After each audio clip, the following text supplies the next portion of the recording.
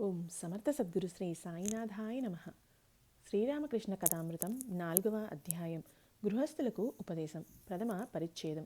దక్షిణేశ్వరంలో కేదార్ జరిపించిన ఉత్సవం.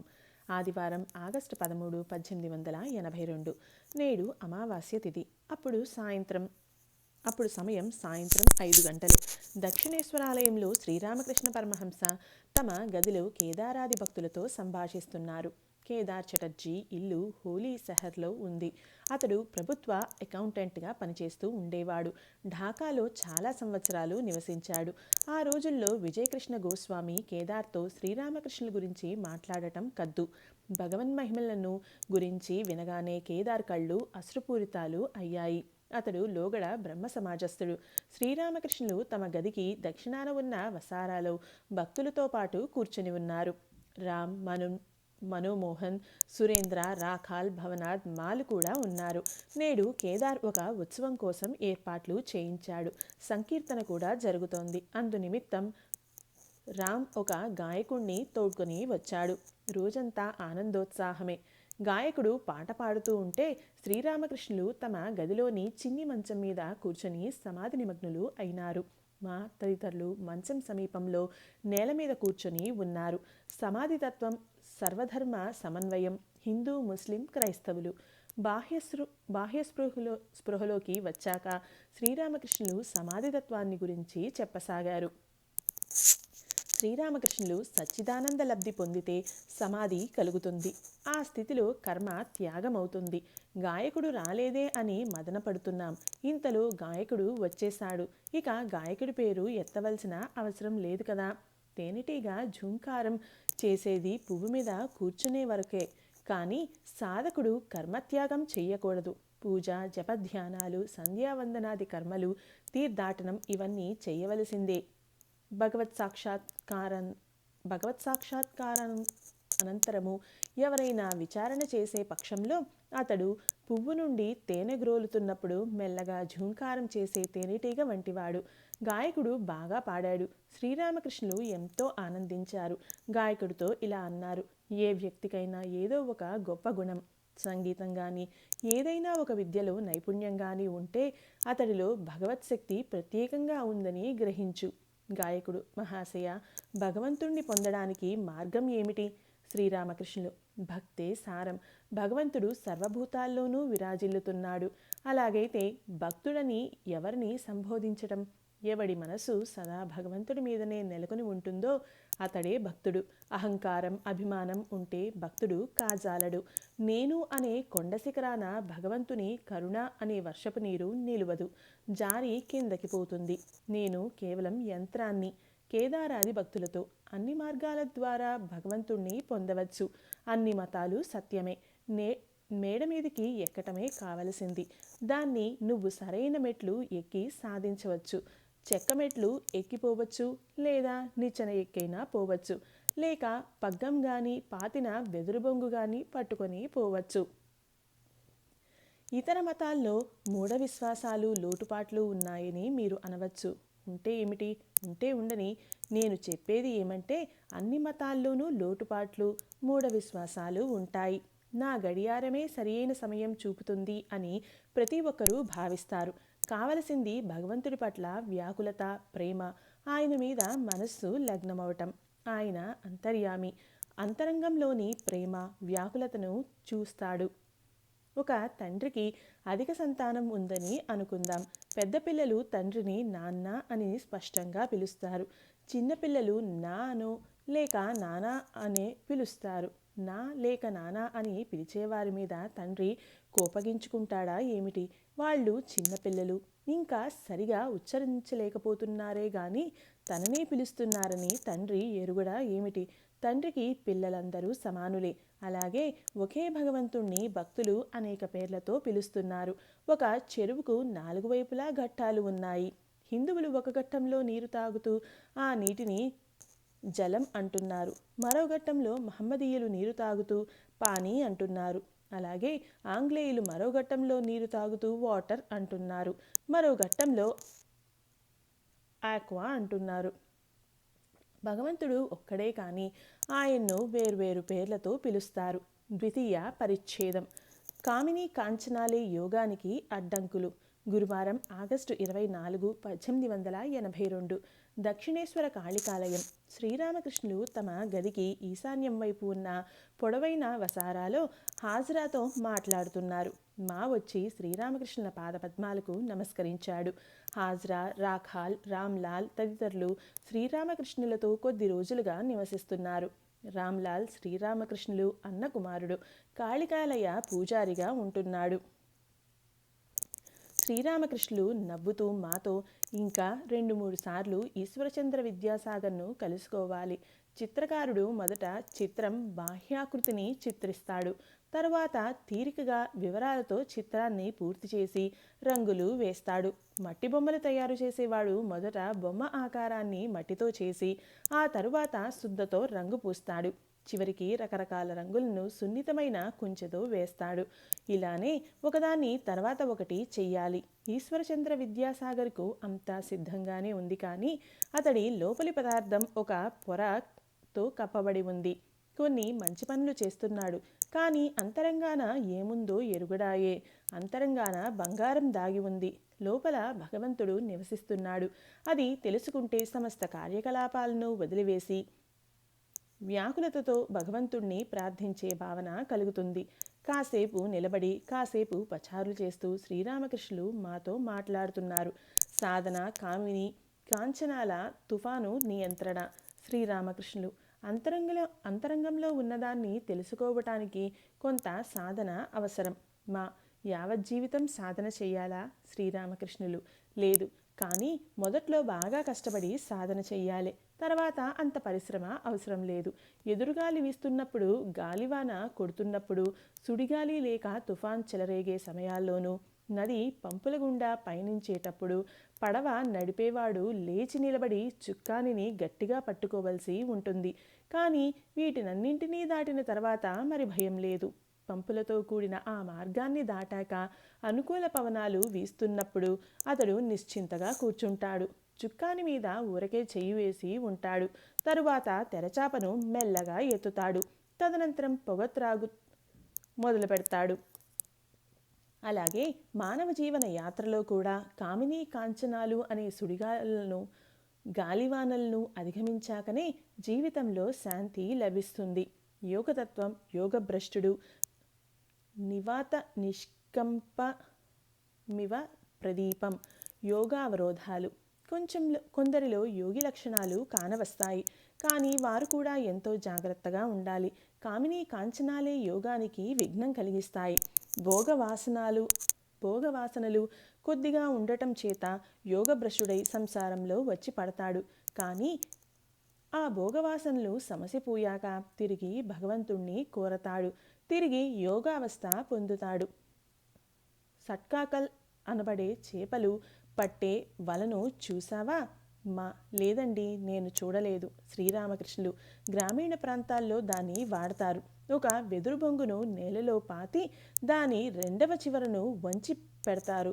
ఆ చివర నుండి ఒక కొక్కెం వేలాడదీయబడి నీటి మీద వాలి ఉంటుంది.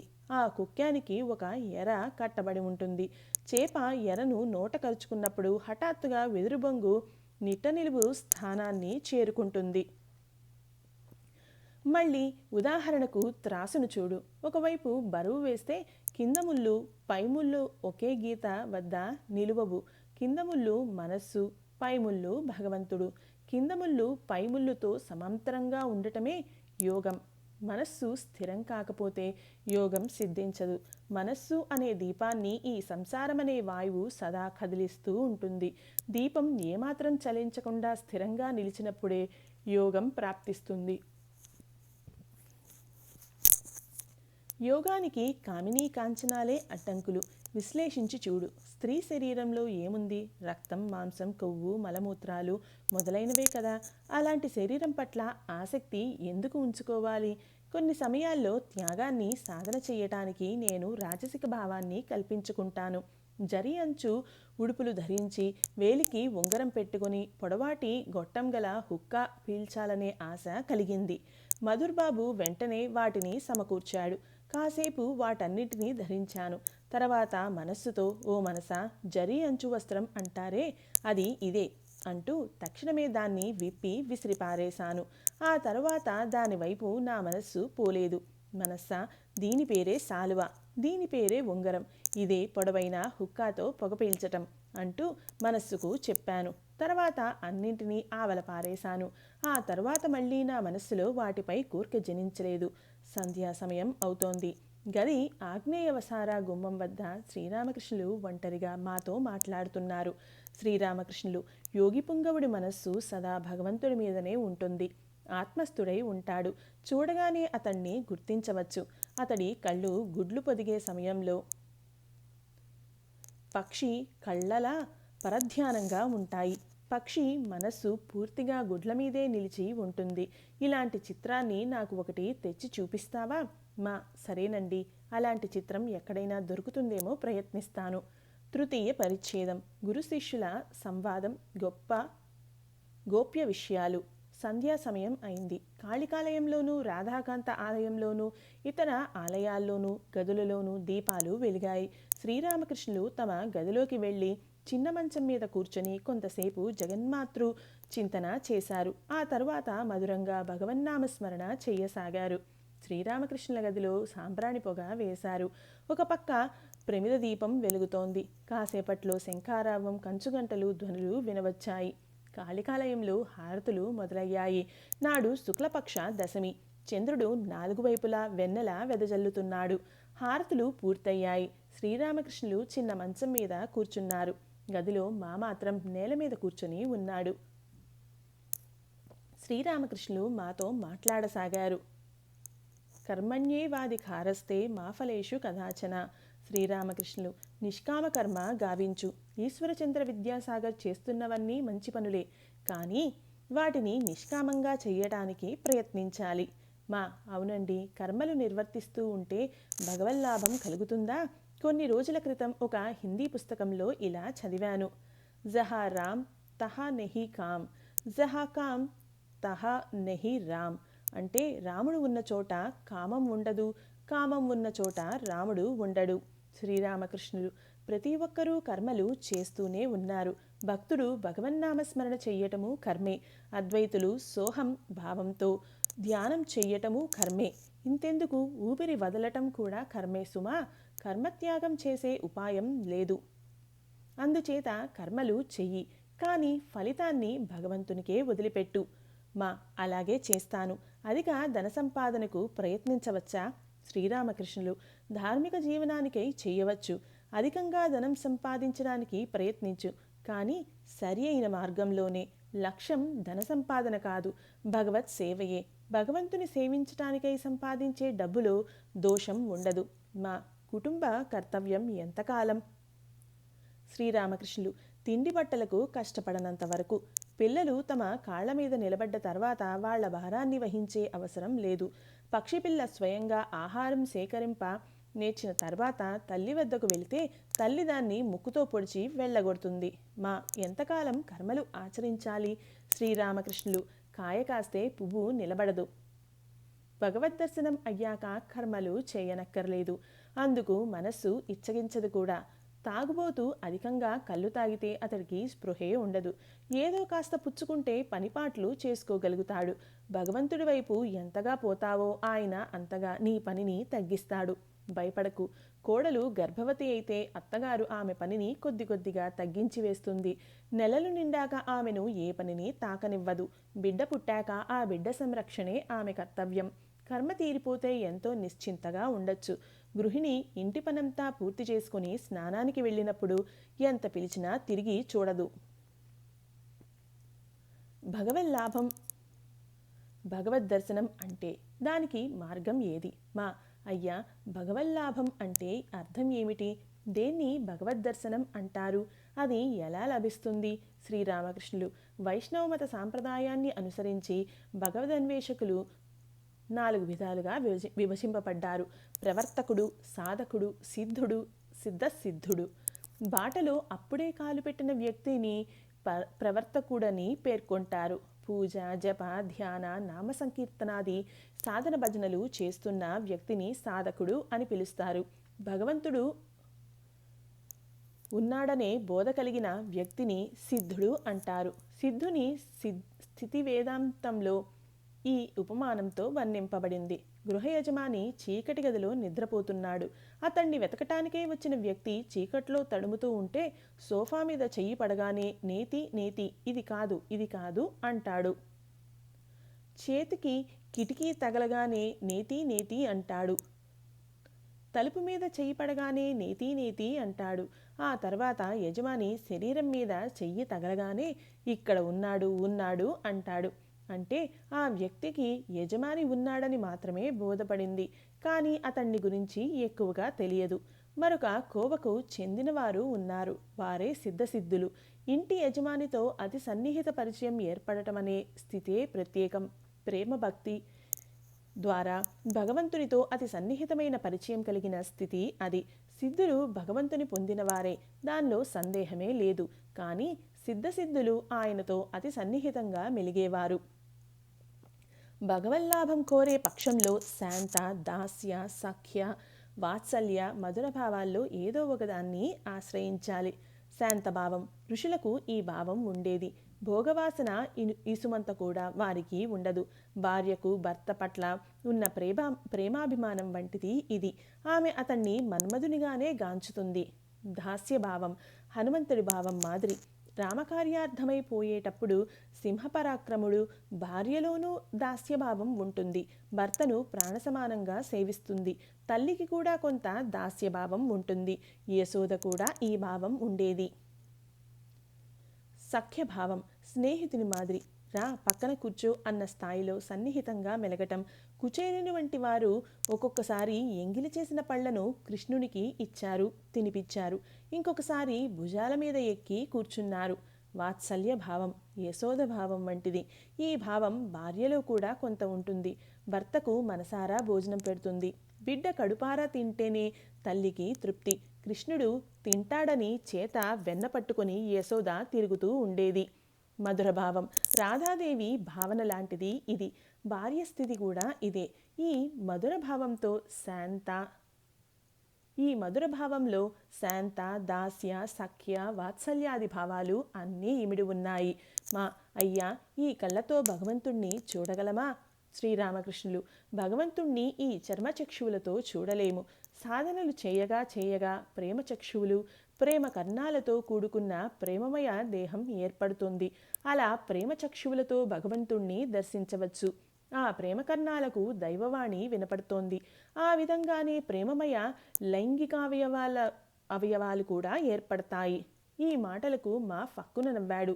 శ్రీరామకృష్ణులు విసుగు చెందక, ఈ ప్రేమమయ శరీరంతో ఆత్మ భగవంతుడితో సంగమిస్తుంది అన్నారు. మా శ్రద్ధగా వినసాగాడు. శ్రీరామకృష్ణులు, భగవంతుడి పట్ల ప్రగాఢ ప్రేమ కలుగకుండా ఇది సంభవం కాదు. ప్రేమ పరిపూరితుడైన వ్యక్తి సమస్త ప్రపంచాన్ని భగవన్మయంగా చూస్తాడు. పచ్చకామెర్లు ముదిరిన రోగికి వస్తువులన్నీ పసుపచ్చగా కనపడతాయి. అలాంటి స్థితిలో అతడే నేను అని అవగాహన మవుతుంది. తాగుబోతూ అధికంగా తాగి ఒళ్ళు తెలియని స్థితిలో నేనే కాళిని అంటూ కేకలు వేస్తాడు. గోపికలు ప్రేమోన్మత్తులై నేనే కృష్ణుణ్ణి అంటూ ప్రకటించుకున్నారు. అహోరాత్రాలు భగవంతుణ్ణే స్మరిస్తే సర్వత్రా ఆయన్నే చూడగలం. వెలుగుతున్న దీపారాధన వత్తిని ఏకాగ్రంగా చాలాసేపు చూస్తూ ఉంటే నాలుగు వైపులా దీపశిఖలను చూస్తాం కదా.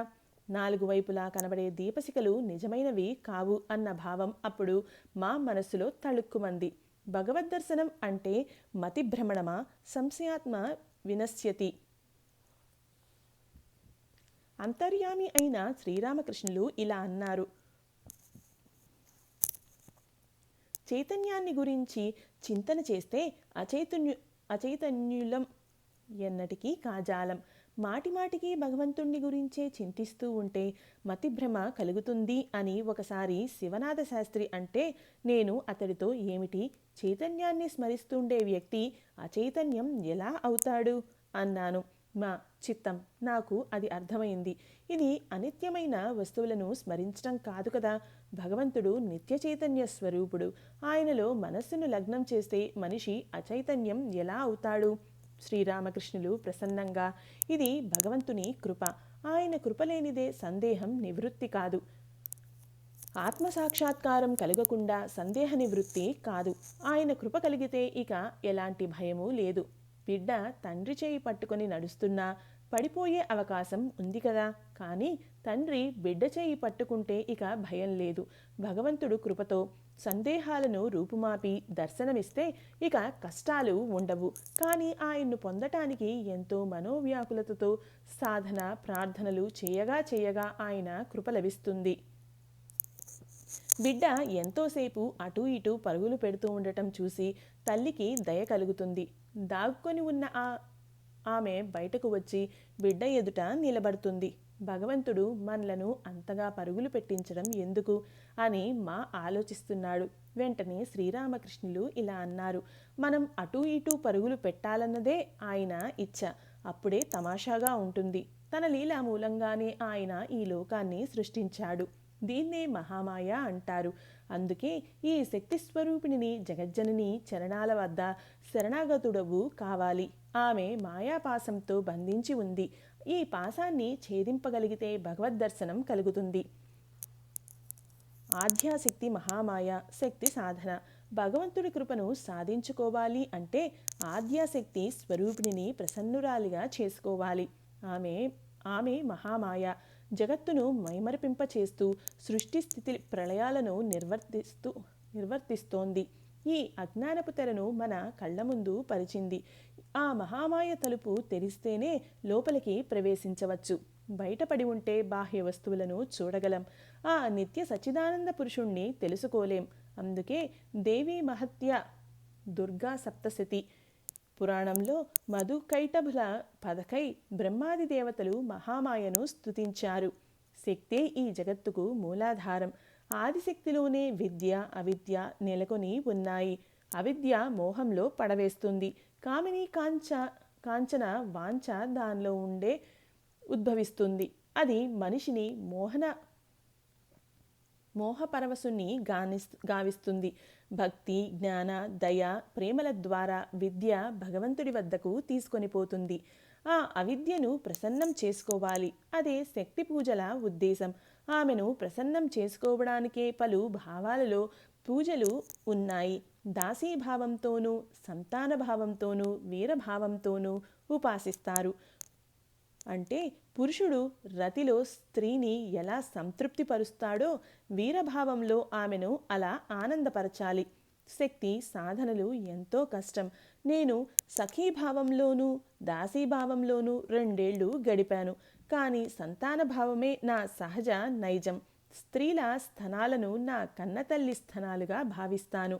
స్త్రీలు అందరూ శక్తి స్వరూపిణులు. పశ్చిమ ప్రాంతాల ఉత్తరప్రదేశ్ పంజాబ్ వారి వివాహ సమయంలో వరుడి చేతిలో కత్తి ఉంటుంది. వంగదేశంలో అడకత్తెర ఉంటుంది. శక్తిరూపిణి అయిన వధువు సహాయంతో వరుడు మహామాయను ఛేదిస్తాడని దాని సూచితార్థం. ఇది వీరభావ ఉపాసన. ఏనాడు నేను వీరభావాన్ని ఆశ్రయించలేదు. నాది సంతానభావమే సుమా. కన్య మూర్తీభవించిన శక్తి స్వరూపిణి. వివాహ సమయంలో చూడలేదా? వరుడు బుద్ధిహీనుల వెనక కూర్చుని ఉంటాడు. కానీ వధువు ఎంతో ధైర్యంతో ఉంటుంది. భగవద్దర్శనంతో బాహ్యశోభ విస్మృతి. భగవద్దర్శనం అయితే ఆయన బాహ్యశోభను సృష్టి వైభవాన్ని మరిచిపోతారు. భగవద్దర్శనానంతరం ఆయన వైభవాలను గురించి ఆలోచించరు. భక్తుడు బ్రహ్మానందంలో మునిగాక బాహ్య విషయాలను గురించి గణించడు. నరేంద్రుణ్ణి చూశాక నీ పేరు ఏమిటి, నువ్వు ఎక్కడ ఉంటున్నావు అని నేను అడుగనవసరం లేదు. అలాంటి ప్రశ్నలకు సమయం ఎక్కడుంది? ఒకడు హనుమంతుణ్ణి ఈరోజు తిథి ఏమిటి అని అడిగాడు. అందుకు హనుమంతుడు, నాయనా, రాముణ్ణి స్మరించటమే తప్ప తిథి వార నక్షత్రాలను గురించి నాకు ఏమీ తెలియదు అన్నాడట. చతుర్థ పరిచ్ఛేదం. శ్రీరామకృష్ణుల ప్రథమ ప్రేమోన్మాద స్థితి. కృష్ణకిషోర్, అరియాదాహ సాధువు, హలదారి, జయముఖర్జీ రాస్మణి. సోమవారం అక్టోబర్ 16, 1882. నేడు శ్రీరామకృష్ణ పరమహంసదేవులు మహదానందంలో ఓలలాడుతున్నారు. నరేంద్రుడు దక్షిణేశ్వర ఆలయానికి వచ్చాడు. ఇంకా కొందరు ఆంతరంగిక భక్తులు ఉన్నారు.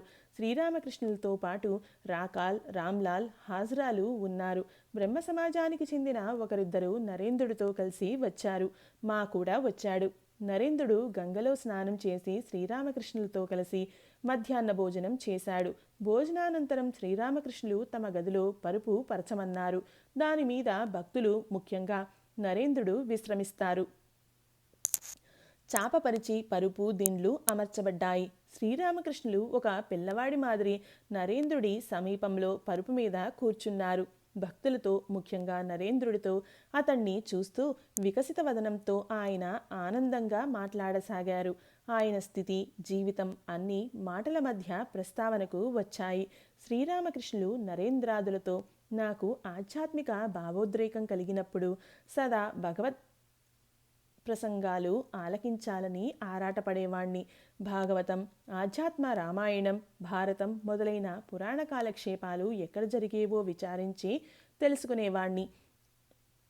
అరియాదాహ దక్షిణేశ్వర సమీపంలోని పల్లెలోని కృష్ణకిషోర్ వద్దకు ఆధ్యాత్మ రామాయణం వినటానికి పలుమార్లు వెళ్ళాను.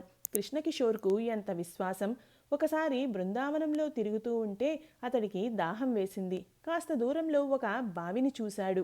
బావి వద్దకెళ్ళి అక్కడ నిలబడ్డ వ్యక్తితో కాసిని నీళ్లు ఇవ్వమని అడగ్గా అతడు, అయ్యా, నేను నిమ్నజాతివాణ్ణి, మీరు బ్రాహ్మణులు, ఎలా నీళ్లను చేది ఇవ్వగలను అన్నాడు.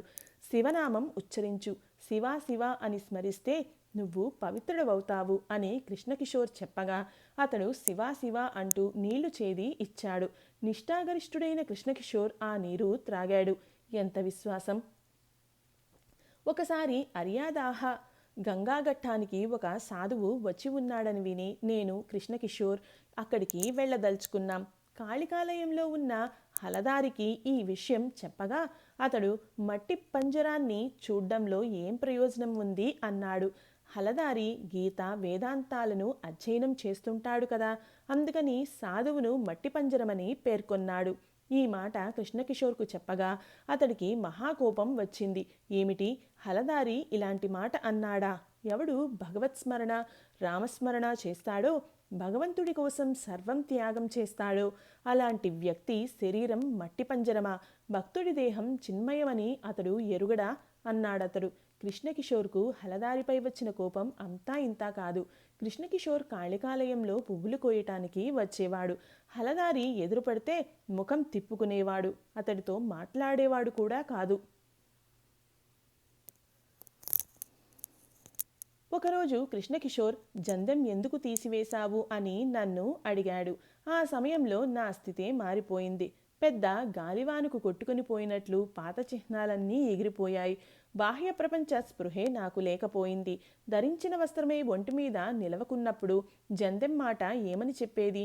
అందుకని అతడితో, నాకు పట్టిన వెర్రి నీకు పట్టినప్పుడు అర్థమవుతుందిలే అని బదులిచ్చాను. ఆ విధంగానే జరిగింది. అతడికి భగవదున్మాదం కలిగింది. గదిలో ఒంటరిగా కూర్చుని సదా ఓం ఓం అని జపిస్తూ ఉండేవాడు. ఎవరితోనూ మాట్లాడేవాడు కాదు. అతడికి పిచ్చి పట్టిందని ఎంచి వైద్యుణ్ణి పిలుచుకొని వచ్చారు. వైద్యుణ్ణి చూసి, కృష్ణకిషోర్ బాబు, నా జబ్బును నయం చేస్తే చెయ్యి, కానీ నా ఓంకారాన్ని మానివేసే వైద్యాన్ని మాత్రం చెయ్యొద్దు సుమా అన్నాడు. అందరూ నవ్వారు. ఒకరోజు నేను అతడి ఇంటికి వెళ్ళి చూడగా అతడు ఏదో దిగులుతో కనపడ్డాడు. ఏం జరిగిందని అడగ్గా అతడు ఇలా అన్నాడు. ఇంటి పన్ను వసూలకై పన్ను వసూలు అధికారి వచ్చాడు. దాని గురించే చింతిస్తున్నాను. పన్ను చెల్లించకపోతే ఇంట్లోని పాత్ర సామాగ్రిని వేలం వేయిస్తానని బెదిరించాడు. అతడితో నేను ఇలా అన్నాను, సరి, దాని గురించి కలత చెంది ఏం ప్రయోజనం? అతడు పాత్రలను మట్టుకే కదా తీసుకుపోగలడు. తీసుకొని పోనివ్వు. బంధించి తీసుకువెళ్ళినా నిన్ను తీసుకువెళ్ళలేడే. నువ్వు ఖా అనగా ఆకాశం కదా. నరేంద్రాదులు నవ్వారు. ఆకాశంలో సర్వవ్యాపి అయిన ఆత్మను నేను అంటూ కృష్ణకిషోర్ పలుమార్లు అనేవాడు. ఆధ్యాత్మ రామాయణం పఠించేవాడు కదా. నువ్వు ఖా అని అతన్ని నేను పరిహసిస్తాను. అందుచేతనే నువ్వు ఖా అయిపోయావే. పన్ను విధించినంత మాత్రాన నిన్ను కదిలించగలరా అని నాడు అతడితో చెప్పాను. ఇటువంటి భగవదున్మాద స్థితి కలిగి ఉన్న రోజుల్లో మనస్సుకు తోచినవి అలాగే నిర్మోహమాటంగా అనేసేవాణ్ణి. ఎవరిని లక్ష్య పెట్టేవాడిని కాదు. పెద్ద మనుషులను చూసినా భయం ఏదీ కలిగేది కాదు. ఒకరోజు యదు మల్లిక్ తోటకు యతీంద్రుడు వచ్చాడు. అప్పుడు అక్కడ ఉన్న నేను అతడితో, మన కర్తవ్యం ఏమిటి? భగవత్ చింతన చేయటమే మన కర్తవ్యం కదా అన్నాను. అందుకు అతడు, మేం సంసారులం, మాకు ముక్తి ఎలా కలుగుతుంది? ధర్మరాజుకు కూడా నరక దర్శనం తప్పలేదు అన్నాడు. అందుకు నాకు కోపం వచ్చింది. నువ్వు ఎలాంటివాడువోయ్? యుధిష్ఠరుని నరకదర్శనం ఒక్కటే జ్ఞాపకం ఉందా? అతడి సత్యనిష్ట, క్షమ, ఓర్పు, శాంతం, వివేకం, వైరాగ్యం, భగవద్భక్తి ఇవేవి జ్ఞాపకం రావటం లేదా అంటూ ఇంకా ఏదో చెప్పబోతూ ఉంటే హృదయ్ నా నోరు మూసేశాడు. కాసేపయ్యాక యతీంద్రుడు తనకు ఏదో పని ఉందంటూ అక్కడ నుండి చల్లగా జారుకున్నాడు. చాలా రోజులు గడిచాక రాజా సౌరేంద్ర ఠాగూర్ ఇంటికి కెప్టెన్తో వెళ్ళాను. అతన్ని చూస్తూనే నిన్ను రాజా గీజా అంటూ సంబోధించలేను, ఎందుకంటే అది అసత్యం చెప్పినట్లు అవుతుంది అన్నాను. అతడు నాతో కొంతసేపు మాట్లాడాడు. సంపన్నులు పలువురు అక్కడికి వస్తూ పోతూ ఉన్నారు. సౌరేంద్ర రజోగుణ స్వభావి. అతడు సదా నానా రకాల పనుల్లో మునిగి ఉంటాడు. అతడి అన్న యతీంద్రుడికి నా రాక గురించి కబురంపారు.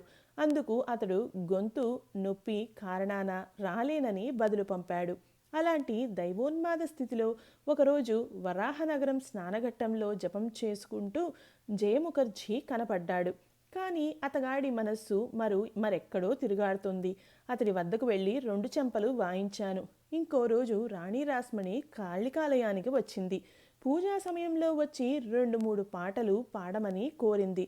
నేను పాడుతూ ఉంటే ఆమె అన్యమనస్కురాలై పువ్వులు సరికూర్చుతోంది. అంతే, వెంటనే లేచి ఆమె చెంపలు వాయించాను.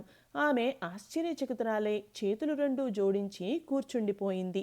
నా ఈ మనోస్థితికి ఒకంత జంకి హలదారితో, సోదరా, ఇది ఏం స్వభావం? నేనేం చేయగలను అని అన్నాను. తర్వాత వ్యాకులతతో జగజ్జనని ప్రార్థించాక ఈ స్వభావాన్ని వదిలించుకోగలిగాను. 1868లో మధుర్తో తీర్థయాత్ర, కాశీలో లౌకిక ప్రసంగాలు విని శ్రీరామకృష్ణుల వేదన. అలాంటి మనోస్థితిలో భగవత్ ప్రసంగాలు తప్ప మరేమీ రుచించవు. లౌకిక ప్రసంగాలు వినేటప్పుడు కూర్చొని విలపించేవాణ్ణి. మధుర్బాబు నన్ను తీర్థయాత్రలకు తీసుకువెళ్ళాడు. కొన్ని రోజులు మేము కాశీలో రాజాబాబు గారింట్లో బస చేశాం. ఒకరోజు మధుర్బాబుతో అతిథుల గదిలో కూర్చొని ఉన్నాను. రాజాబాబు మరికొందరు కూడా ఉన్నారు. వారు లౌకిక విషయాలు మాట్లాడుకుంటున్నారు. ఇంత నష్టం, అది ఇది లాంటి మాటలు.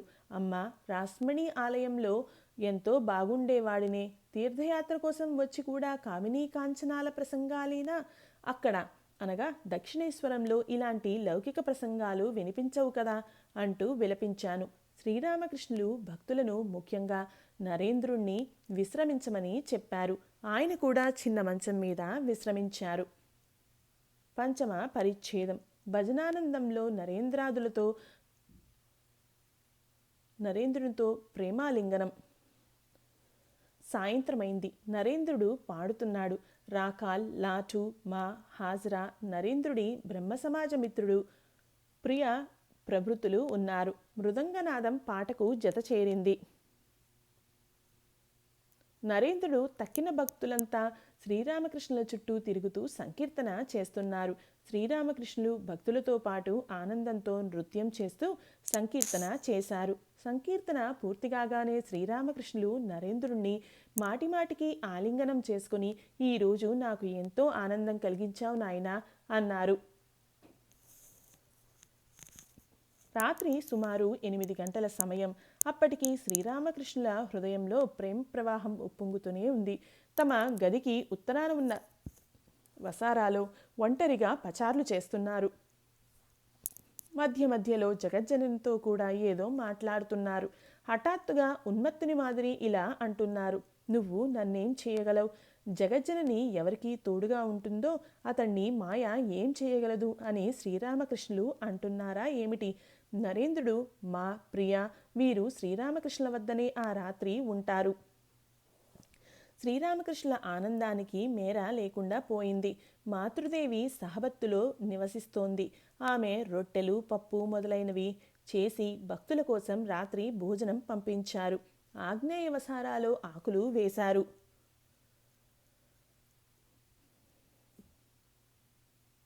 ఈ విధంగా భక్తులు అప్పుడప్పుడు శ్రీరామకృష్ణుల వద్దనే రాత్రిళ్ళు గడిపేవారు. భక్తుల ఖర్చుల నిమిత్తం సురేంద్రుడు ప్రతి నెల కొంత పైకం ఇచ్చేవాడు. నరేంద్రాదులకు భగవత్ సంబంధిత విషయాలను మాత్రమే సంభాషించుకోవాలని హితవు. గది తూర్పు వసారా వద్ద నరేంద్రాదులు ఇలా సంభాషించుకుంటున్నారు. నరేంద్రుడు, ఈనాటి యువకులు మీకు ఎలా అనిపిస్తున్నారు? మా పర్వాలేదు, కానీ వారికి ధార్మిక ఉపదేశాలు కరువైనాయి. నరేంద్రుడు, నాకు తెలిసినంత వరకు యువకులు అధపతితులు అవుతున్నారు. బడి ఎగగొట్టడం, ధూమపానం చేయటం, అనవసరమైన తగాదాలు, ఆడంబరం మొదలైనవి సహజమైపోయాయి. అంతేకాదు, పోరాని చోట్లకు కూడా పోతున్నారు. మేం చదువుకునే రోజుల్లో ఇలాంటి విషయాలు కని విని ఎరుగం. నరేంద్రుడు, బహుశా మీరు సన్నిహితంగా వారితో కలిసి ఉండరని అనుకుంటాను. వారు నీతిబాహ్యులైన వ్యక్తులతో మాట్లాడటం నా కళ్ళారా చూశాను. బహుశా వారు వీరితో సన్నిహితంగా ఉంటూ ఉండవచ్చు. ఇది చాలా విచిత్రం సుమా. నరేంద్రుడు, వారిలో చాలామంది చెడు అలవాట్లకు లోనవటం నేను ఎరుగుదును. విద్యాసంస్థల అధికారులు, పిల్లల తల్లిదండ్రులు ఈ విషయాలను ఒక కంట గమనిస్తే బాగుంటుంది. అలా వాళ్ళు మాట్లాడుకుంటూ ఉంటే శ్రీరామకృష్ణులు తమ గదిలో నుంచి వచ్చి వారి వద్దకు వచ్చి చిరునవ్వుతో మీరు ఏం మాట్లాడుకుంటున్నారు అని అడిగారు. నరేంద్రుడు మాను చూపుతూ, ఈయనతో పాఠశాలల గురించి అడుగుతున్నాను. నేటి విద్యార్థుల నడవడి ఉండవలసిన రీతిలో ఉండటం లేదు. ఇది వినగానే శ్రీరామకృష్ణులు గంభీర స్వరంలో మాతో ఇలా అన్నారు. ఇలాంటి సంభాషణ మంచిది కాదు. దైవ సంబంధమైన సంభాషణలు తప్ప తక్కిన వేటిలోనూ మునగరాదు. నువ్వు వీరికంటే వయసులో పెద్దవాడివి, వివేకం కలవాడివి. అలాంటి విషయాలు మాట్లాడటానికి నువ్వు ప్రోత్సహించకూడదు. అప్పుడు నరేంద్రుడి వయసు సుమారు 19 ఏళ్ళు, మాకు సుమారు 28 ఏళ్ళు. లజ్జితుడయ్యాడు. నరేంద్రుడు తక్కినవారు మౌనం వహించారు. తరువాత భక్తులు తృప్తితో భోజనం చేస్తూ ఉంటే శ్రీరామకృష్ణులు నిలబడి వారిని సంతోషంతో చూస్తున్నారు. ఆనాటి రాత్రి శ్రీరామకృష్ణుల ఆనందానికి మేరలేకపోయింది. భోజనం చేశాక భక్తులు శ్రీరామకృష్ణుల గదిలో పరిచిన చాప మీద విశ్రమించారు. ఆయనతో వారు మాట్లాడసాగారు. అదొక ఆనంద సంతలా ఉంది. శ్రీరామకృష్ణులు నరేంద్రుడితో విజ్ఞాన గగనమున ప్రేమచంద్రుడు అనే పాట పాడమనగానే నరేంద్రుడు పాటను ప్రారంభించాడు. కొందరు భక్తులు మృదంగ తాళాలు పాటకు అనువుగా వాయించడం మొదలుపెట్టారు. ఈ కీర్తన గానం చేస్తూ శ్రీరామకృష్ణులు నృత్యం చేయనారంభించారు. భక్తులు కూడా చుట్టూ తిరుగుతూ నృత్యం చేశారు. సంకీర్తన పూర్తిగానే శ్రీరామకృష్ణులు ఈశాన్యం వైపు వసారాలు పచార్లు చెయ్యసాగారు. హాజరా ఆ వసారాలోనే కూర్చుని ఉన్నాడు. శ్రీరామకృష్ణులు అతడి వద్దకు వెళ్ళి కూర్చున్నాడు. కూడా అక్కడ కూర్చొని మాట్లాడుతున్నాడు. శ్రీరామకృష్ణులు ఒక భక్తుణ్ణి చూసి, నువ్వు కలలు కంటూ ఉంటావా అని అడిగారు. భక్తుడు, అవునండి, మొన్న మధ్య ఒక వింతైన కల వచ్చింది. ఈ ప్రపంచమంతా జలావృతమైంది. కనుచూపు మేర నీరే. అందులో కొన్ని పడవలు తేలుతూ ఉన్నాయి. హఠాత్తుగా అతి పెద్ద అలలు చెలరేగి వాటిని ముంచివేశాయి. కొందరు వ్యక్తులతో కూడా నేను ఒక నౌకలోకి ఎక్కబోతున్నాను. అప్పుడు ఒక బ్రాహ్మణుడు జలరాశి మీదుగా నడిచిపోతూ మాకు కనబడ్డాడు. ఈ విధంగా మీరు ఎలా నడవగలుగుతున్నారు అని నేను అడిగాను. ఆ బ్రాహ్మణుడు మందహాసంతో, ఇక్కడేమీ కష్టం లేదు, నీళ్ల అడుగున ఒక వంతెన ఉంది అన్నాడు. మీరు ఎక్కడకు వెళ్తున్నారు అని నేను అడగ్గా భవానీపూర్ అని బదులిచ్చాడు. కాస్త ఆగండి, నేను మీతో వస్తాను అన్నాను నేను. శ్రీరామకృష్ణులు, ఈ మాటలు వింటుంటే నాకు రోమాంచితం అవుతోంది. భక్తుడు, కానీ ఆ బ్రాహ్మణుడు ఇలా అన్నాడు, నేను తొందరలో ఉన్నాను. పడవలో నుంచి దిగటానికి నీకు ఇంకా సమయం ఉంది. నేను వెళ్తున్నాను. ఈ దారి గుర్తుంచుకొని నా వెనకే రా. శ్రీరామకృష్ణులు, నా ఒళ్ళు పులకరిస్తుంది. నువ్వు వీలైనంత తొందరలో మంత్రోపదేశం స్వీకరించు. రాత్రి 11 గంటలయ్యాక నరేంద్రాది భక్తులు శ్రీరామకృష్ణుల గదిలోనే నేల మీద పడకలు వేసుకొని నిద్రకు ఉపక్రమించారు. మంగళవారం అక్టోబర్ 17, 1882 తెల్లవారింది. ఒకరిద్దరు భక్తులు నిద్రలేచి చూసేసరికి పరమహంసదేవులు పసిబాలుడి మాదిరి దిగంబరులై దైవీ నామస్మరణ చేస్తూ గదిలో అటూ ఇటూ పచార్లు చేస్తున్నారు. ఆయన కంఠస్వరం మధురాతి మధురంగా ఉంది.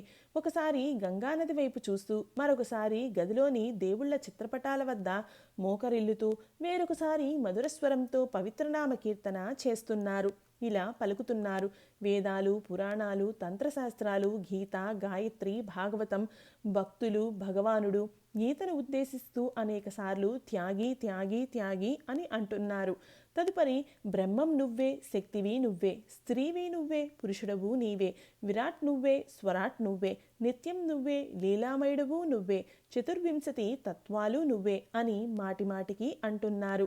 ఇంతలో కాళికాలయంలోనూ విష్ణువాలయంలోనూ మంగళహారతులు మొదలయ్యాయి. కంచుగంటలు మోగుతున్నాయి. శంఖనాదాలు వినవస్తున్నాయి. భక్తులు లేచి బయటకు వచ్చి చూసేసరికి ఆలయ ఉద్యానవనంలో పూజారులు, నౌకర్లు పూజలకు పువ్వులు సేకరించడం కనపడింది. సహబత్తులో మేళగాళ్లు మేలుకొల్పు గీతాలు ఆలపిస్తున్నారు. నరేంద్రాది భక్తులు కాలకృత్యాలు ముగించుకుని శ్రీరామకృష్ణుల వద్దకు వచ్చారు. శ్రీరామకృష్ణులు ఈశాన్య వసారాలో పశ్చిమంగా నిలబడి ఉన్నారు. నరేంద్రుడు పంచవటి వద్ద నానక్ సాంప్రదాయపు సాధువులు కొందరు కూర్చుని ఉండటం చూశాను. శ్రీరామకృష్ణులు: అవును, వారు నిన్ననే వచ్చారు. నరేంద్రుడితో: మీరంతా చాప మీద ఒకటిగా కూర్చోండి, చూడాలని కుతూహలపడుతున్నాను. భక్తులంతా చాప మీద ఆసీనులయ్యాక శ్రీరామకృష్ణులు ఆనందంతో వారిని పరికిస్తూ సంభాషణ మొదలుపెట్టారు. నరేంద్రుడు సాధనానుష్ఠానాల గురించి ప్రస్తావన తెచ్చాడు. స్త్రీలతో సాధన నిషేధం, సంతానభావం అతి పవిత్రం. శ్రీరామకృష్ణులు నరేంద్రాదులతో అన్ని ఆధ్యాత్మిక సాధనల సారం భక్తి. భగవంతుణ్ణి ప్రేమిస్తే వివేక వైరాగ్యాలు సహజంగానే లభిస్తాయి. నరేంద్రుడు: స్త్రీలతో కూడా సాధనలు చెయ్యటం తంత్రశాస్త్రాల్లో పేర్కోబడిందా? శ్రీరామకృష్ణులు: అవన్నీ మంచిదారులు కావు సుమా, చాలా కఠినమైనవి. ఈ సాధనల ద్వారా అధఃపతనమయ్యే అవకాశాలు ఎక్కువ. స్త్రీతో కలిసి వీరభావంతోనూ, దాసీభావంతోనూ, మాతృభావంతోనూ 3 రీతులుగా సాధన చేయవచ్చు. వీరభావ సాధన అమిత కష్టం. నాది మాతృభావం. దాసీభావం కూడా మంచిదే, కానీ సంతానభావం అతి పవిత్ర భావం. అప్పుడు నానక్ పంథీ సాధువులు గదిలోకి వస్తూ శ్రీరామకృష్ణులకు అభివాదం చేస్తూ నమో నారాయణాయ అని అన్నారు. శ్రీరామకృష్ణులు వారిని ఆసీనులను అవమన్నారు. భగవంతుడికి సమస్తము సాధ్యమే. శ్రీరామకృష్ణులు: భగవంతుడికి సాధ్యం కానిది ఏదీ లేదు సుమా. ఆయన యథార్థ స్వరూపాన్ని ఎవరూ వర్ణించలేరు. ఆయనకు సమస్తం సాధ్యమే. పలానా తోటలో 2 యోగులు ఉండేవారు. ఆధ్యాత్మిక సాధనల్లో వారు రోజులు గడుపుతున్నారు. ఒకరోజు నారద మహర్షి ఆ దారిన పోవటం జరిగింది. ఆయన ఎవరో తెలిసి ఒక యోగి నారదుణ్ణి ఇలా అడిగాడు: మీరు శ్రీమన్నారాయణుడి వద్ద నుంచి వస్తున్నారా? ఆయన ప్రస్తుతం ఏం చేస్తున్నారు? అందుకు నారదుడు ఇలా అన్నాడు: ఆయన ఒక సూది బెజ్జం గుండా ఏనుగులను, ఒంటెలను రప్పించటం చూశాను. ఆ మాటలు విని ఆ యోగి భగవంతుడికి అంతా సుసాధ్యమే, ఇందులో ఆశ్చర్యం ఏమీ లేదు సుమా అని అన్నాడు. కానీ రెండవ యోగి: ఏమిటి, సూది బెజ్జం గుండా ఏనుగులను పంపిస్తున్నాడా? అది ఎప్పటికన్నా వీలవుతుందా? మీరు నారాయణుడి వద్దకు పోనే లేదు అని అన్నాడు. ఉదయం సుమారు 9 గంటలైంది. శ్రీరామకృష్ణులు తమ గదిలో కూర్చొని ఉన్నారు. కొన్నగర్ నుంచి మనోమోహన్ కుటుంబ సమేతంగా వచ్చాడు. అతడు శ్రీరామకృష్ణులకు ప్రణామం చేసి, నేను వీరిని కలకత్తా తీసుకుని పోతున్నాను అన్నాడు. శ్రీరామకృష్ణులు వారి యోగక్షేమాలను అడిగి, వీరిని కలకత్తాకు తీసుకుపోతున్నావా? నేడు కార్తీక మాసం ఆరంభం, అగస్త్య మాత్రా దినం. నీకు బాగానే జరుగుతుందని ఆశిస్తాను అన్నారు. ఆ తరువాత నవ్వుతూ వేరే విషయాలు మాట్లాడసాగారు. నరేంద్రాదులకు ధ్యాన నిమగ్నులు అవమని ఉపదేశం. నరేంద్రుడు, అతడి మిత్రులు గంగలో స్నానాలు చేసి వచ్చారు. శ్రీరామకృష్ణులు ఆప్యాయంగా నరేంద్రుడితో, త్వరగా వెళ్ళి పంచవటిలోని వటవృక్షం కింద కూర్చుని ధ్యానం చెయ్యి, ఆసనం ఇవ్వనా అన్నారు. ఉదయం సుమారు 10:30కు నరేంద్రుడు అతడి బ్రహ్మ సమాజ మిత్రులు పంచవటి పాదమూలం వద్ద ధ్యానం చేస్తున్నారు. కాసేపటికి శ్రీరామకృష్ణులు అక్కడికి వచ్చారు. మా కూడా వచ్చాడు. శ్రీరామకృష్ణులు బ్రహ్మ సమాజ భక్తులతో ధ్యానం చేసే సమయంలో భగవంతునిలో లీనమైపోవాలి. పైపైనే తేలుతూ ఉంటే సముద్రం లోపలున్న రత్నాలు అందుతాయా అంటూ ఇలా పాడసాగారు. బ్రహ్మ సమాజ సంస్కరణ, మొదట భగవద్దర్శనం, తదుపరి లోకశిక్షణ. నరేంద్రుడు అతడి మిత్రులు పంచవటి అరుగు నుంచి దిగి శ్రీరామకృష్ణుల వద్దకు వచ్చారు. శ్రీరామకృష్ణులు వారితో మాట్లాడుతూ తమ గదికేసి నడిచి వస్తున్నారు. ఆయన మాటలు కొనసాగించారు. నువ్వు సముద్రపు నీళ్లలో మునిగితే తిమింగలం పట్టుకుంటుంది. హృదయారత్నకర అగాధ జలంలో కామక్రోధాలు అనే 6 తిమింగలాలు ఉన్నాయి. కానీ వివేక వైరాగ్యాలనే పసుపు రాసుకుంటే అవి నిన్ను తాకలేవు. వివేక వైరాగ్యాలు ఉదయించకుండా కేవలం పాండిత్యం, లెక్చర్ల వల్ల నువ్వు ఏం సాధించగలవు? భగవంతుడు ఒక్కడే సత్యం, తక్కినదంతా అసత్యం. అతడే వస్తువు, తక్కినదంతా అస్తిత్వం లేనిది. అదే వివేచన. మొదట భగవంతుణ్ణి హృదయ మందిరంలో ప్రతిష్ఠించుకో. కావాలి అంటే ఆ తర్వాత లెక్చర్లు ఇచ్చుకో. వివేక వైరాగ్యాలు లేకుండా కేవలం బ్రహ్మం అనగానే సరిపోతుందా? అది ఎలాగంటే వట్టి శంఖం ఊదినట్లు అవుతుంది. ఒక కథ వినండి. ఒక గ్రామంలో పద్మలోచనుడు అనే యువకుడు ఉండేవాడు. ఆ గ్రామంలో అందరూ అతన్ని పోడో అని పిలిచేవారు. ఆ గ్రామంలో పాడుబడ్డ దేవాలయం ఒకటి ఉంది. ఆలయ ప్రాంగణమంతా రావి, మర్రి మొదలైన వృక్షాలతో నిండి ఉంది. గర్భగుళ్ళో గబ్బిలాలు గూళ్ళు కట్టుకొని నివాసం చేస్తున్నాయి. నేలంతా ధూళి, గబ్బిలాల రెట్టలతో నిండిపోయింది. ఈ కారణంగా ఆ ఆలయంలోకి ఎవరూ వెళ్లేవారు కాదు. ఒకరోజు సాయంత్రం గ్రామస్తులకు శంఖారావం వినిపించింది. చెవులు రిక్కించి వినేసరికి ఆ శబ్దం పాడుబడ్డ దేవాలయం వైపు నుంచి వస్తుందని గ్రహించారు. ఎవరో ఆ దేవాలయాన్ని బాగు చేయించి విగ్రహ ప్రతిష్ఠ చేశారు కాబోలు. అందుచేత సాయంకాలం హారతి జరుగుతోందని భావించి గ్రామంలోని ఆబాలగోపాలం భగవద్దర్శనార్థం ఆలయం వద్దకు పరుగు పరుగున వచ్చారు. కానీ అక్కడకు వచ్చి చూస్తే ఆలయం యథాప్రకారం పాడుపడ్డ అవతారంలోనే కనబడింది. ఒక గ్రామస్తుడు తలుపు తెరిచి చూడగా పోడో ఒక మూల నిలబడి శంఖం ఊదుతున్నాడు. విగ్రహ ప్రతిష్ఠ లేదు. గబ్బిలాల రెట్టలతో నిండి ఉంది. అప్పుడు అతడు పోడోను ఉద్దేశించి ఇలా కేక వేశాడు.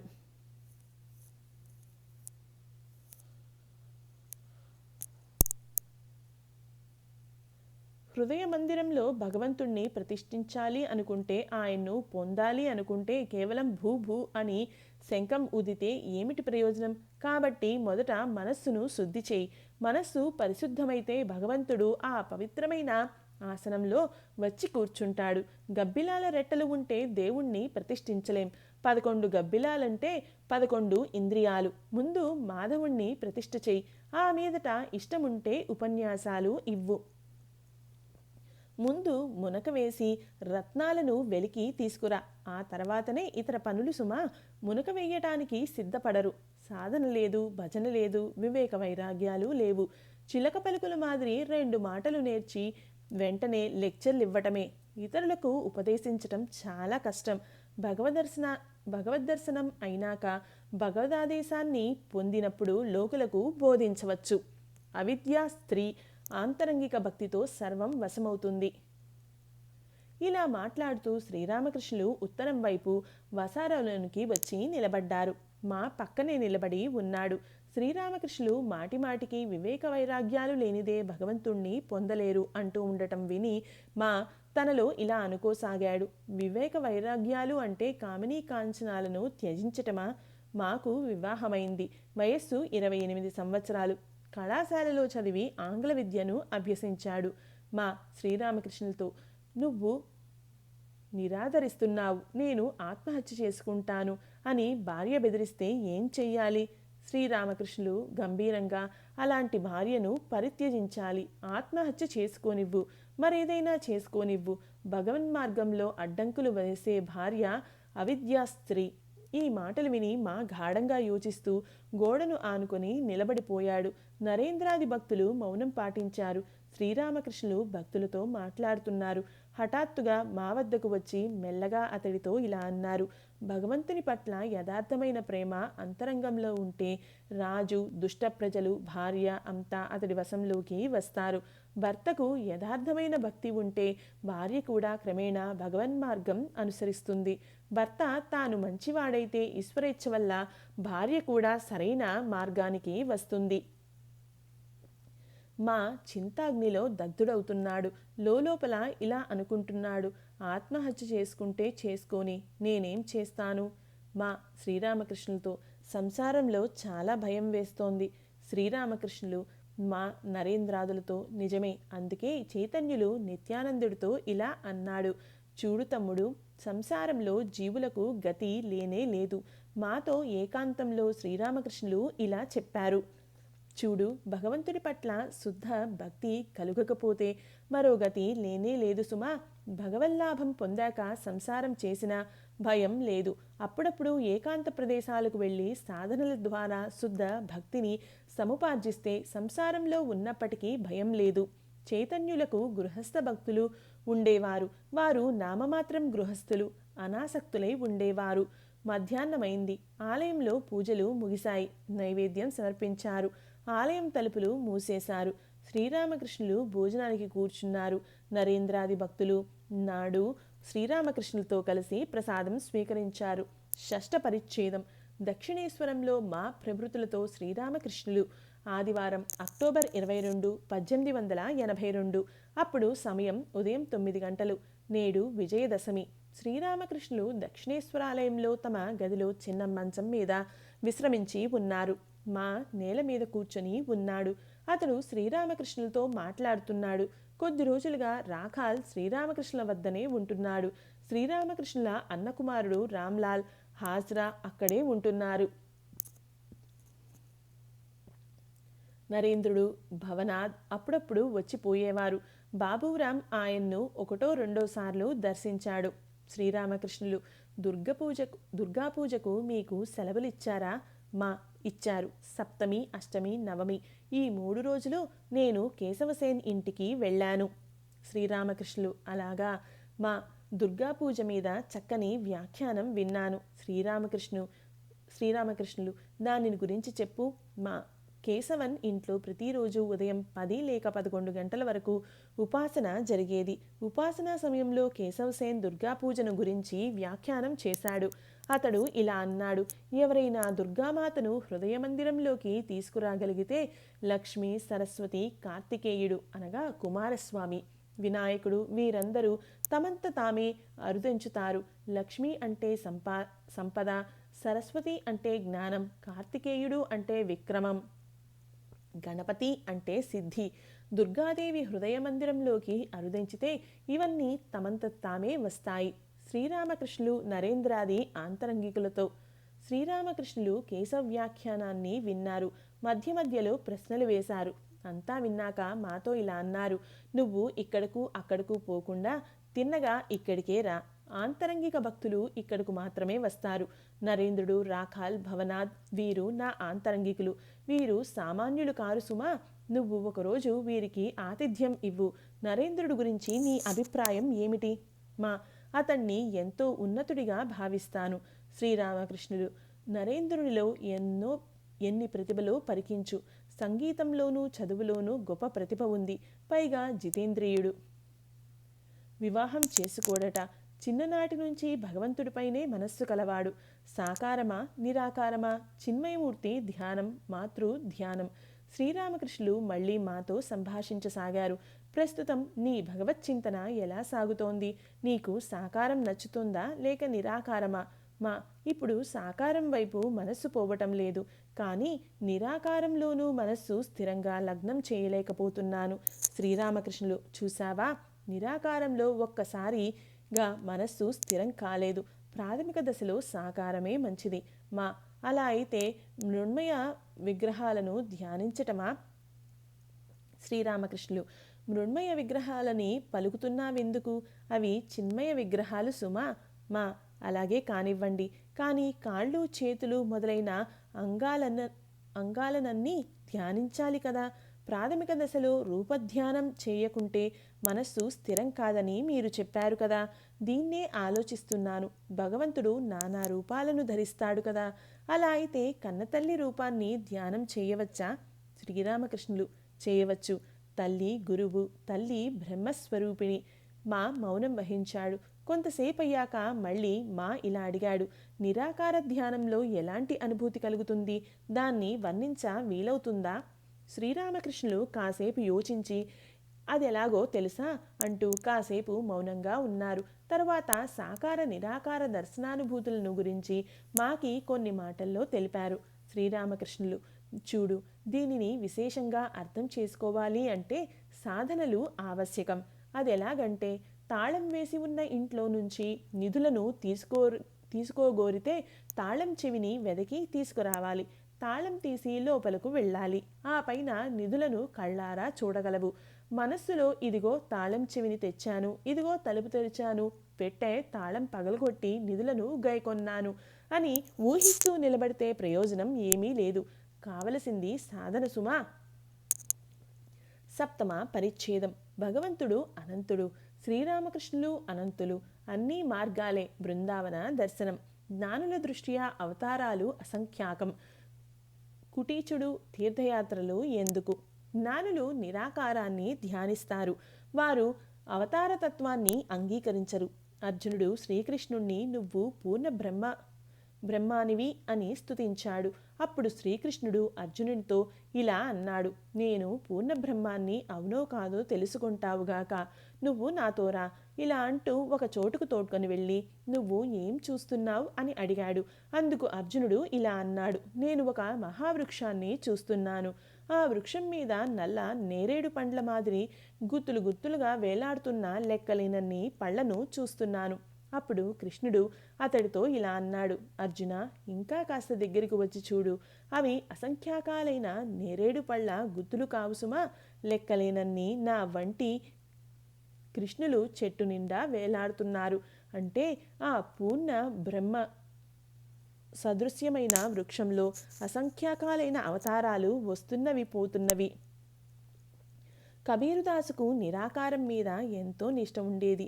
అతడు శ్రీకృష్ణుడిని గురించి ఇలా పలికాడు: నేను అతన్ని ఎందుకు అర్చించాలి? గోపికలు చప్పట్లు కొడతారు. అతడు కోతి మాదిరి గెంతులు వేస్తూ నృత్యం చేస్తాడు. నవ్వుతూ నేను సాకారవాదుల వద్ద సాకారవాదిని, నిరాకారుల వద్ద నిరాకారవాదిని. మా నవ్వుతూ ఎవరిని గురించి మాట్లాడుతున్నామో అతడు అనగా భగవంతుడు అనంతుడు. అలాగే మీరు అనంతులు. మీ అంతు ఎరుగలేము. శ్రీరామకృష్ణులు నవ్వుతూ నువ్వు తెలుసుకున్నావు. నీకు మరో విషయం చెబుతాను చూడు. అన్ని మతాలను స్వీకరించాలి. అన్ని మతాలను కొంత సాధించి తెలుసుకోవాలి. పావులాటలో ఒక పావు ఒక పూర్తి పరిభ్రమణం చేస్తే గాని మధ్యగడిని చేరుకోలేదు. కానీ మధ్యగడిలో ప్రవేశించాక ఆ పావును మరే పావు నెగ్గలేదు. మా అవునండి. శ్రీరామకృష్ణులు: యోగుల్లో 2 రకాల వారు ఉన్నారు, బహూదక, కుటీచక అని. బహూదకుడు అనేక తీర్థాలను దర్శిస్తూ ఉంటాడు, కానీ అతడికి మనశ్శాంతి ఇంకా దక్కి ఉండదు. కుటీచకుడు కుటీరంలో స్థిరంగా కూర్చుని ఉండే యోగి. కుటీచకుడు ప్రథమంలో అన్ని తీర్థాలను దర్శించుకొని మనస్సును స్థిరం చేసుకున్నవాడు. మనశ్శాంతితో అతడు స్థిరంగా ఒకచోట ఆసనం మీద కూర్చొని భగవంతుణ్ణి ధ్యానిస్తాడు. అతడు తీర్థస్థలాలకు పోవాలి అనే అవసరం లేనివాడు. ఒకచోట కూర్చుని ఆనందించగలడు. వారిలో ఎవరైనా ఒకరు ఒక తీర్థస్థలాన్ని దర్శిస్తే అది కేవలం కొత్త స్ఫూర్తి నిమిత్తమే. నాకు సర్వధర్మాలను ఒకసారి ఆచరించాల్సి వచ్చింది. హిందూ, మహమ్మదీయ, క్రైస్తవ మతాలను స్వీకరించి పాటించాను. ఆ పైన శాక్త, వైష్ణవ, వేదాంత సాంప్రదాయాలను గైకొని పాటించాను. నేను కనుగొన్న సత్యం ఏమిటి అంటే భగవంతుడు ఒక్కడే. అందరూ అతన్ని చేరటానికే ప్రయత్నిస్తున్నారు, కానీ వేర్వేరు మార్గాలను అనుసరిస్తున్నారు. తీర్థయాత్రల్లో ఒక్కోసారి నాకు ఎంతో కష్టం కలిగేది. మధుర్బాబుతో కాశీలో రాజుబాబు గారి ఇంట్లో కూర్చొని కేవలం డబ్బు, జమీందారీ సంగతులను విని ఏడ్వసాగాను. నన్ను ఎక్కడకు తీసుకొచ్చావు తల్లి? దక్షిణేశ్వరంలోనే హాయిగా కాలం గడుపుతుండేవాడినే అని విలపించాను. ప్రయాగకు వెళ్ళాను. ఇతర ప్రదేశాల్లో చూసిన రీతిలోనే చెట్టు చేమలు బావులు గుంటలు చూశాను. కానీ తీర్థస్థలాలలో భగవదుద్దీపన తప్పక కలుగుతుంది. మధుర్ బాబుతో బృందావనానికి వెళ్ళాను. మధుర్ బాబు కుటుంబం వారు కూడా ఉన్నారు. హృదయ్ కూడా ఉన్నాడు. కాళీయ దమన ఘట్టాన్ని చూడగానే నాలో ఉద్దీపన జనించింది. నేను పారవస్యంలో మునిగిపోయాను. చిన్న బిడ్డకు స్నానం చేయించేట్లు హృదయ్ నాకు అక్కడ స్నానం చేయించేవాడు.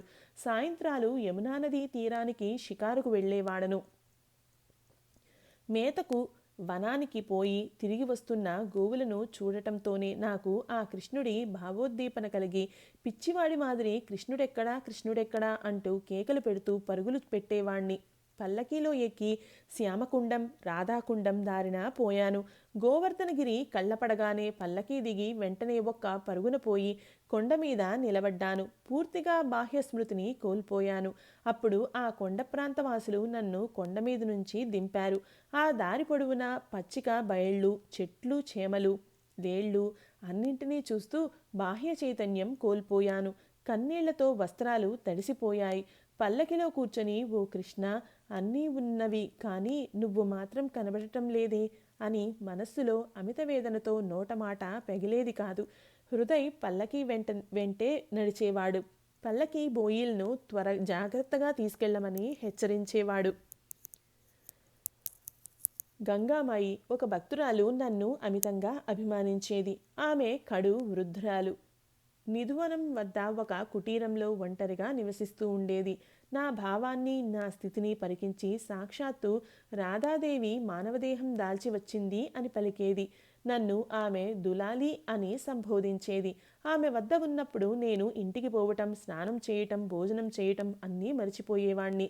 ఒక్కో రోజు హృదయ్ మేము బస చేసిన ఇంటి నుంచి భోజనం తెచ్చి నాకు పెట్టేవాడు. ఒక్కోసారి గంగామాయి స్వయంగా వంట చేసి నాకు భోజనం పెట్టేది. గంగామాయి భగవదాదేశానికి లోనయ్యేది. అలాంటి సమయాల్లో జనం పెద్ద గుంపులుగా వచ్చి ఆమెను చూసేవారు. ఒకరోజు అలాంటి భగవదావేశంలో ఆమె హృదయ్ భుజాల మీద ఎక్కి కూర్చుంది. గంగామాయి వద్ద నుంచి కలకత్తాకు తిరిగి రావటానికి నాకు మనస్కరించలేదు. గంగామాయి వద్ద నేను నివసించటానికి అన్ని ఏర్పాట్లు జరిగాయి. నా కోసం ఉప్పుడు బియ్యం అన్నం వండేటట్లు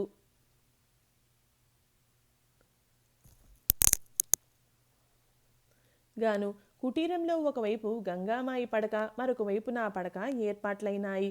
అన్ని ఏర్పాట్లు జరిగాయి. అప్పుడు హృదయుడు నాతో, నీకు ఎప్పుడూ అజీర్ణ రోగం, నిన్ను ఎవరు చూసుకుంటారు అని పలుకగా, గంగామాయి వెంటనే ఆ చింత నీకెందుకు, నేను ఉన్నాను, నేను చూసుకుంటాను, నేను సేవ చేస్తాను అని పలికింది.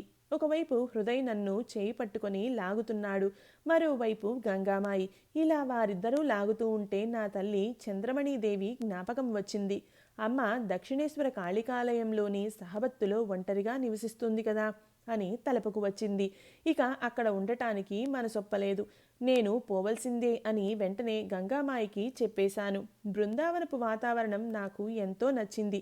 కొత్త యాత్రికులు వెళ్తే వ్రజబాలురు హరిబోలో ఘటరీ ఖోలో, హరి అని చెప్పు, మూట విప్పు అని చెప్పేవారు.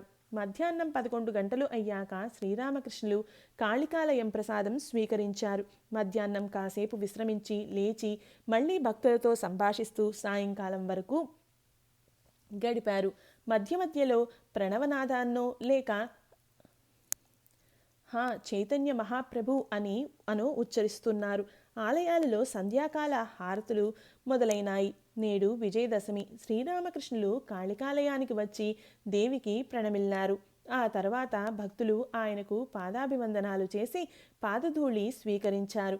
రామ్లాల్ కాళీమాతకు హారతి ఇచ్చాడు. శ్రీరామకృష్ణులు రామ్లాల్ను సంబోధించి, ఓ రామ్లాల్, నువ్వు ఎక్కడా అని అడిగారు. దేవికి సిద్ధి నైవేద్యం అర్పించారు. శ్రీరామకృష్ణులు దాన్ని స్పృశిస్తారు. అందుకోసమే రామ్లాల్ను పిలిచారు.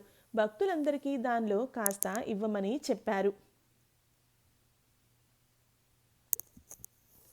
అష్టమ పరిచ్ఛేదం.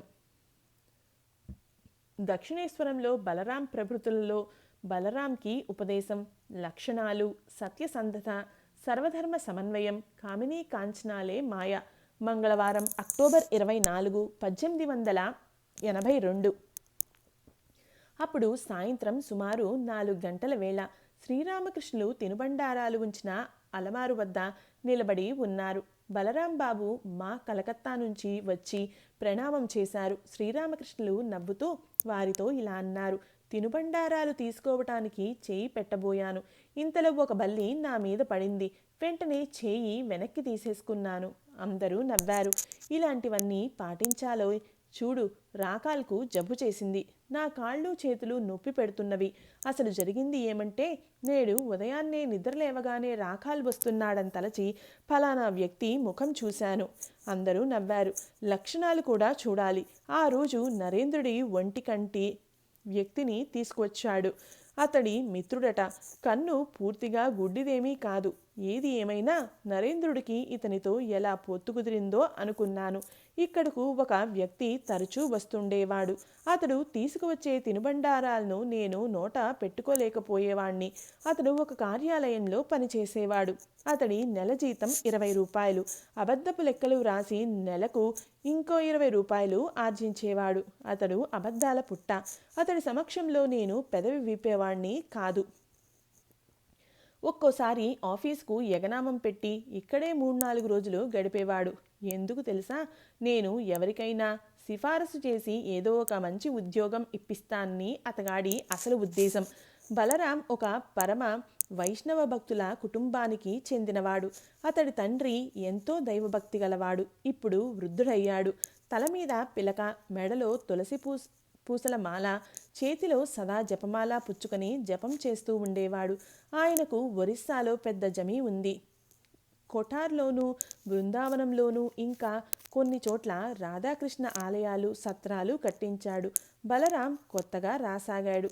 అందుచేత శ్రీరామకృష్ణులు మాటల మూలాన పలు రకాల ఉపదేశాలు చేస్తున్నారు. శ్రీరామకృష్ణులు బలరాంతో, కొన్ని రోజుల క్రితం ఫలానా వ్యక్తి వచ్చి ఉన్నాడు. అతగాడు తన నల్లని భార్యకు దాసుడని నేను విని ఉన్నాను. జనం భగవంతుణ్ణి ఎందుకు దర్శించలేకున్నారు? కారణం, కామినీ కాంచనాలు అడ్డంకులుగా నిలిచి ఉన్నవి.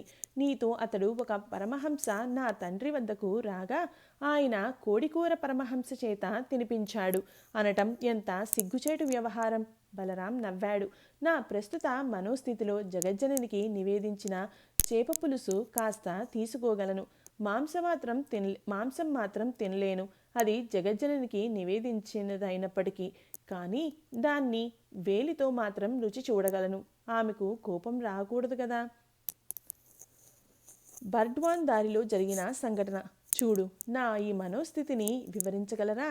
ఒకసారి నేను బర్డ్వాన్ గుండా కామార్పుకూర్కు ఎడ్లబండిలో పోతున్నాను. మధ్యలో గాలివాన వచ్చింది. ఇంతలో కొందరు వ్యక్తులు బండి వద్ద గుమిగూడారు. నా తోటి ప్రయాణికులు వారు దోపిడీ దొంగలని చెప్పారు. వెంటనే నేను భగవన్నామం ఉచ్చరించసాగాను. ఒకసారి కాళీ కాళీ అని, రామ అని, మరోసారి ఆంజనేయ ఆంజనేయ అని ఉచ్చరించసాగాను. దాన్ని గురించి నువ్వు ఏమంటావు? ఒకే పరమేశ్వరుడు, అసంఖ్యాక నామాలు, విభిన్న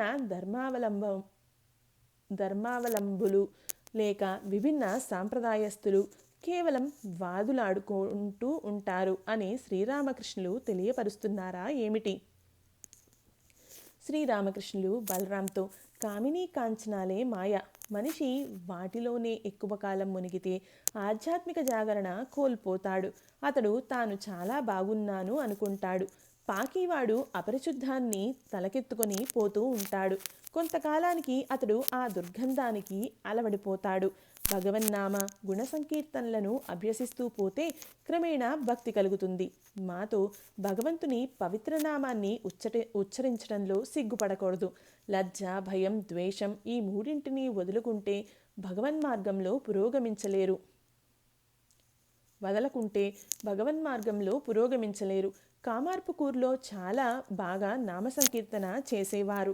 మృదంగం అవి ఇవి ఉన్నవి. కీర్తన ఎంతో అద్భుతంగా ఉంటుంది. బలరాంతో, బృందావనంలో మీ వాళ్ళు ఏదైనా దైవ విగ్రహాన్ని ప్రతిష్ఠించారా? బలరాం, అవునండి. బృందావనంలో ఒక వనంలో శ్యామసుందర విగ్రహ ప్రతిష్ఠ చేసి నిత్య పూజాది సేవలు యథారీతి జరిపిస్తున్నాం.